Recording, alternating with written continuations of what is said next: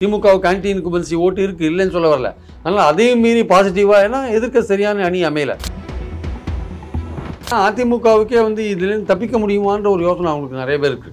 அதிமுக கட்சியிலேயே பல நிர்வாகிகளுக்கு இந்த பாஜக கூட்டணியிலேருந்து தப்பிச்சா என்ன காரணம்னு சொன்னீங்கன்னா விஜய் என்கிற சக்தி உள்ள இருக்காரு ஆக்சுவலாக. ஸோ அவர் வந்து ஒரு ஆப்ஷனாக இருக்கார், எல்லாருக்கும் ஒரு வாய்ப்பாக இருக்கார். தேமுதிகவுக்கு ஒரு வாய்ப்பாக இருக்கார், பாமகவுக்கு ஒரு வாய்ப்பாக இருக்கார், ஏன் திமுக கூட்டணியில் இருக்கிற விடுதலை சிறுத்தைகளுக்கு வாய்ப்பாக இருக்கார். அதே மாதிரி வந்து விடுதலை சிறுத்தைகள் கேட்பாங்க அதிக இடங்கள். இப்போ இதெல்லாம் எப்படி மூணு எலெக்ஷன் சமாளிச்சது வேற, இந்த எலெக்ஷன் வேற. விடுதலை சிறுத்தைகளை பொறுத்த மட்டும் பாமக பாஜக இருக்கிற அணிக்கு போக மாட்டாங்க. ஆனால் மற்றவங்க அப்படி சொல்ல முடியாது இல்லை. சிபிஐ சிபிஎம் எம்டிஎம்கேவோ பாமக இருக்கிற அணிக்கு போக மாட்டாங்கன்னு சொல்ல முடியாது. திமுக கொடுக்கறது வந்து எம்எல்ஏ சீட்டு, வேற வந்து மற்ற கட்சிகள் கொடுக்கறது வந்து வெறும் சீட்டு தான். திமுகவுக்கு வந்து அது ஒரு சவாலான காரியம் தான். போன வாட்டியோட இந்த வாட்டி வந்து சீட் டிஸ்ட்ரிபியூஷன் ரொம்ப சவாலான காரியம். அந்த சவாலான காரியத்தை எப்படி சமாளிக்க போகிற ஸ்டாலின்றதான் முக்கியமான பாயிண்ட். காங்கிரஸ் டிஎம்கேல இருக்கிறவங்க அந்த கூட்டணிக்கு தான் விழும். நிச்சயமாக விஜயை நம்பினா சிறுபான்மையோர் ஓட்டு போட மாட்டாங்க.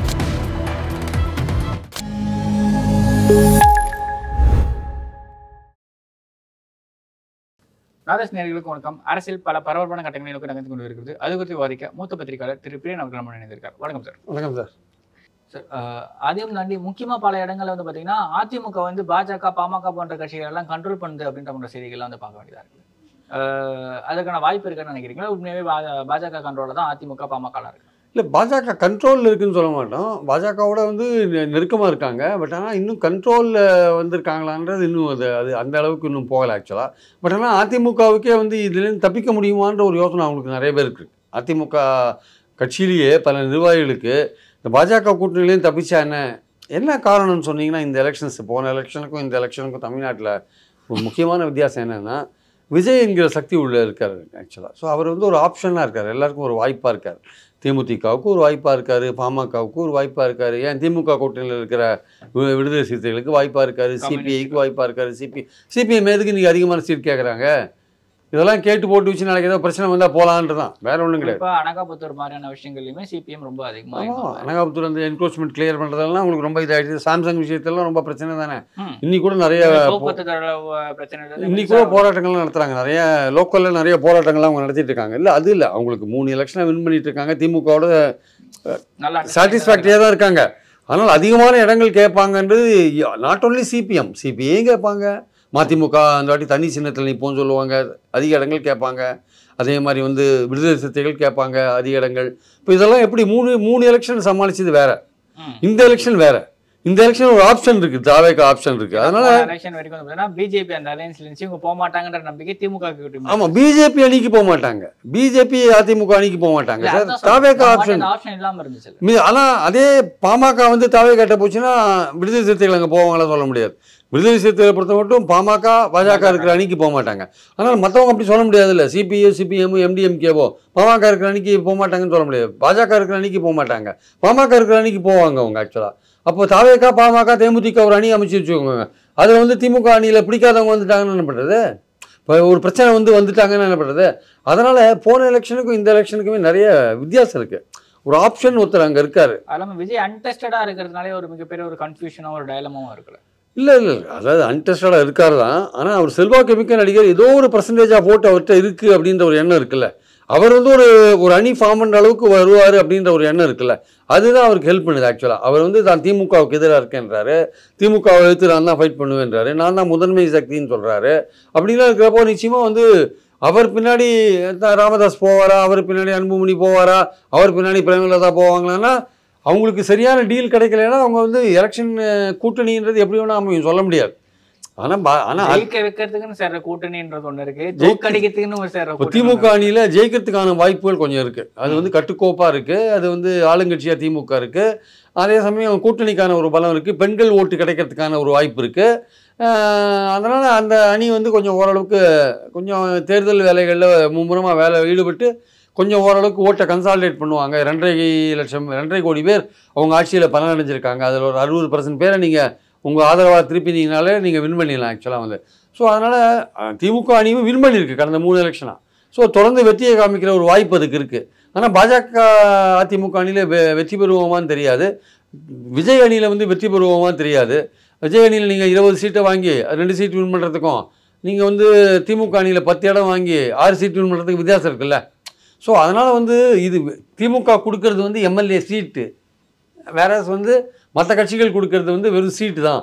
அது வந்து எம்எல்ஏ போஸ்டே கொடுக்குறாரு அப்படின்னு அவங்க சொல்கிறாங்க திமுக.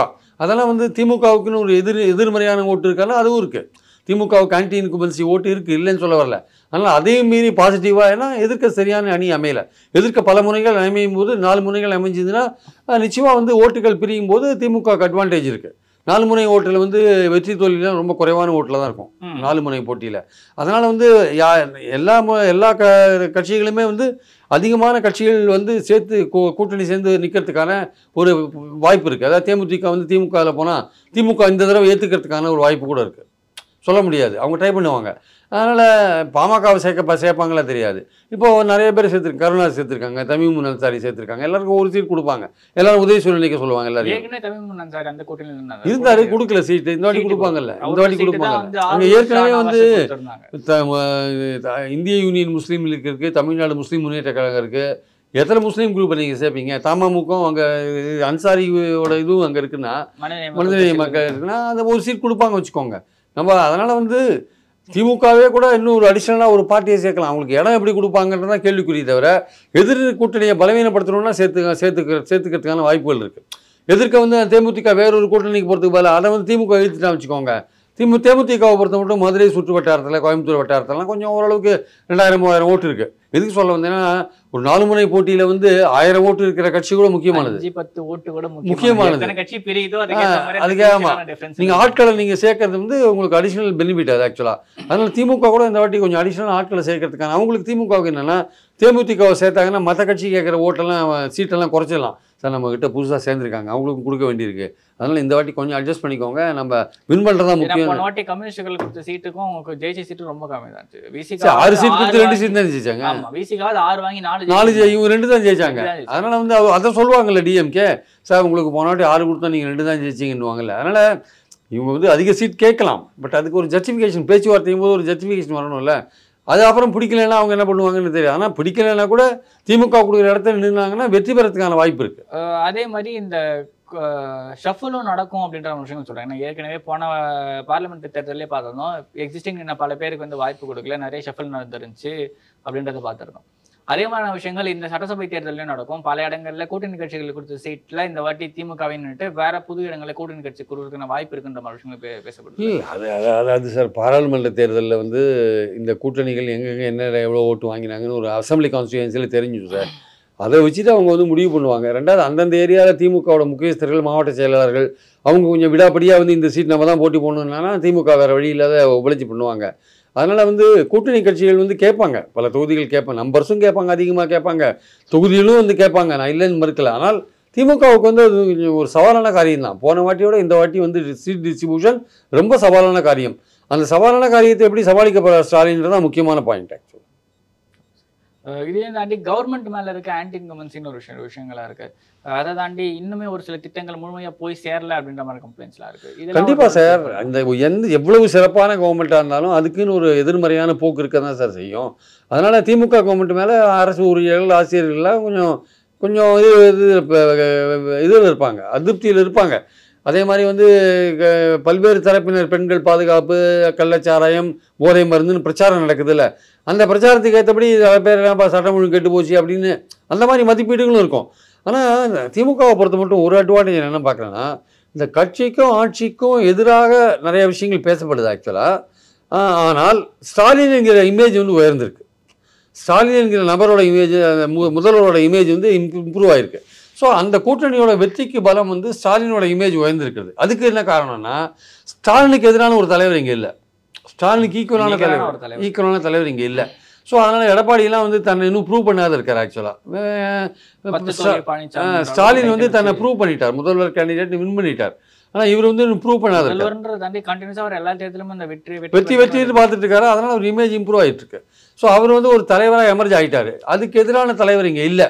அதனால் கட்சிக்கும் ஆட்சிக்கும் எதிராக நிறைய விமர்சனங்கள் இருந்தால் கூட ஸ்டாலின்ற இமேஜ் வந்து இந்த கூட்டணியை காப்பாற்றுன்ற ஒரு நம்பிக்கை அவங்களுக்கு இருக்குது, திமுகவுக்கு இருக்குது. அதனால் வந்து அவங்க அதிகாரத்துலேயும் இருக்காங்க. தேர்தல்லாம் உங்களுக்கு என்னென்ன மாதிரியான விஷயங்கள்லாம் பண்ணுவாங்க தெரியும். அதனால் அவங்களும் பண்ணுவாங்க. அதனால் பெண்கள் ஓட்டு இந்த வாட்டி நிறையா வாங்கணும்னு ஒரு முயற்சி பண்ணி ட்ரை பண்ணிட்டு இருக்காங்க. அதே தான் டிவிகேவும் பிளான் பண்ணுதுன்னு ஒரு பேசியிருக்கல. பெண்களோட ஓட்டு, இளைஞர்களோட ஓட்டை தான் டிவிகே வந்து முக்கியமாக வந்து டார்கெட் பண்ணுது. அது மட்டும் இல்லாமல் சிறுபான்மையினரோட ஓட்டுமே டிவிகே டார்கெட் பண்ணுதுன்ற மாதிரி விஷயங்கள் வந்து சொல்கிறாங்க. இல்லை, சிறுபான்மையோர் ஓட்டை டார்கெட் பண்ணலாம் சார். சிறுபான்மையோர் ஓட்டு வந்து காங்கிரஸ் எங்கே இருக்கும் அங்கே தான் சார் விழும். காங்கிரஸ் டிஎம்கேல இருக்கிறவங்க அந்த கூட்டணிக்கு தான் விழும். நிச்சயமாக விஜயை நம்பிலாம் சிறுபான்மையோர் ஓட்டு போட மாட்டாங்க. சிறுபான்மையோர் வந்து காங்கிரஸை நம்பி தான் ஓட்டு போடுவோம். அகில இந்திய அளவில் காங்கிரஸ் மட்டுமே வந்து சிறுபான்மையோருக்கு ஆதரவான போராடுற ஒரு கட்சியாக இருக்குது.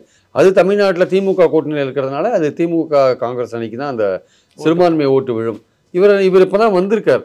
இன்னும் சிறுபான்மையோருக்கு இன்னும் சென்சஸுக்கு அடுத்தது என்ஆர்சிலாம் வரும்பொழுது சிறுபான்மையோருக்கு என்னென்ன பிரச்சனை வரும்னு தெரியாது. அதெல்லாம் இவர் எப்படி அவர் காப்பாற்றுவார் தெரியாது. ஆனால் இதெல்லாம் ஏற்கனவே எழுத்துன்னு இருக்காங்க காங்கிரஸும் திமுகவும். அதனால் மைனாரிட்டிகள் வந்து திமுகவை தான் நம்புவாங்க. அவங்களுக்கு பல வருத்தங்கள் இருக்கலாம் திமுக மேலே, ஆனாலுமே அவங்களுக்கு நேஷனல் லெவலில் காங்கிரஸ் மட்டுமே ஒரு ஆதரவாக இருக்குது அவங்களுக்கு ஆக்சுவலாக. அதனால் மைனாரிட்டி ஓட்டு அங்கே தான் போகும். இவங்க விஜய்க்கு கிடைக்கக்கூடிய ஓட்டுன்றது திமுக எதிர்ப்பு ஓட்டு. அது அதிமுகவுக்கு போகிறது இவர் கொஞ்சம் இழுப்பார். பாஜக எதிர்ப்பு ஓட்டு திமுகவுக்கு போகிறத கொஞ்சம் இழுப்பார். அது பாஜக எதிர்ப்பை வந்து எப்படி எடுக்கிறார் விஜய்ன்றதை பொறுத்து அது இருக்குது ஆக்சுவலாக. கடுமையான ஸ்டாண்ட் எடுத்தார்னா திமுகவுக்கு போகிற எதிர்ப்பு ஓட்டு எடுப்பார். அதே மாதிரி பாஜக எதிர்ப்பு ஓட்டுன்றது தமிழ்நாட்டில் வெறும் மைனாரிட்டி ஓட்டு மட்டும் இல்லை, மைனாரிட்டிக்கு வெளியிலேயும் ஒரு ஓட்டு இருக்குது பாஜக எதிர்ப்பு ஓட்டு. தலித் ஓட்டுகளுமே பல இடங்களில் பாஜக எதிரான ஒரு நடுநிலையான மக்கள் பல பேர் பாஜகவுடைய கொள்கையை பிடிக்காம, பாஜக தமிழ்நாட்டை நடத்துகிற விதம் பிடிக்காம, பல விஷயங்கள் காரணமாக அதுலேருந்து பாஜக பிடிக்காதவங்க இருப்பாங்கல்ல, அந்த ஓட்டு படித்தவர்கள் பலரோட ஓட்டு பாஜக கிடையாதுன்னு படித்தவங்க பல பேரோட ஓட்டு பாஜக கிடையாது. இல்லை, அப்படி நான் ஒரேடியாக சொல்ல விரும்பல. பட் பாஜக வந்து தமிழ்நாட்டை எப்படி டீல் பண்ணுது, அது நிதி விஷயத்திலையோ கவர்னர் விஷயத்திலையோ மொழி விஷயத்திலையோ எப்படி டீல் பண்ணுது, இந்த மறுசீரமைப்பு விஷயத்தில் எப்படி டீல் பண்ணுது. ஸோ இதெல்லாம் பார்த்துட்டு பாஜக பிடிக்காதவங்க மைனாரிட்டி தவிர ஒரு செக்ஷன் இருக்குது, ஓட் பேங்க் இருக்குது, நடுநிலையாளர்கள் பலர் ஓட்டு. அவங்க விஜய்க்கு போடுவாங்களா திமுகவுக்கு போடுவாங்கன்றதை பொறுத்து இருந்து பார்க்கணும். திமுக அதில் மெஜாரிட்டி வாங்கி வின் பண்ணிட்டு இருக்காங்க. போக இந்த வரப்போகிற எலெக்ஷன்ஸில் விஜய்க்கும் அதில் கொஞ்சம் இழுக்கிறதுக்கான வாய்ப்பு இருக்கு. ஆனால் ஒரு எம்எல்ஏ கான்ஸ்டியூன்சியில் வந்து குறைந்தபட்சம் நீங்கள் ஒரு 1.5 லட்சம் ஓட்டு வாங்குற அளவுக்கு இருந்தால் தான் நீங்கள் வின் பண்ண முடியும். ஒரு 1.25 1.5 லட்சம் ஓட்டு கூட நீங்கள் தனியாக வாங்கணும். அதாவது விஜய்க்கு இப்போ வந்து ஒரு சர்வே என்ன சொல்லுதுன்னா, விஜய்க்கு அதிகபட்சம் ஒரு தொகுதியில் 20,000 25,000 40,000 தான் இருக்குன்றாங்க. 25,000 40,000. ஸோ நீங்கள் வந்து ஓட்டு சதவீதம் இம்ப்ரூவ் வாங்கலாம். நீங்கள் 10% வாங்கலாம், 12% வாங்கலாம். ஆனால் சீட்டு கிடைக்குமான்றது சந்தேகம்.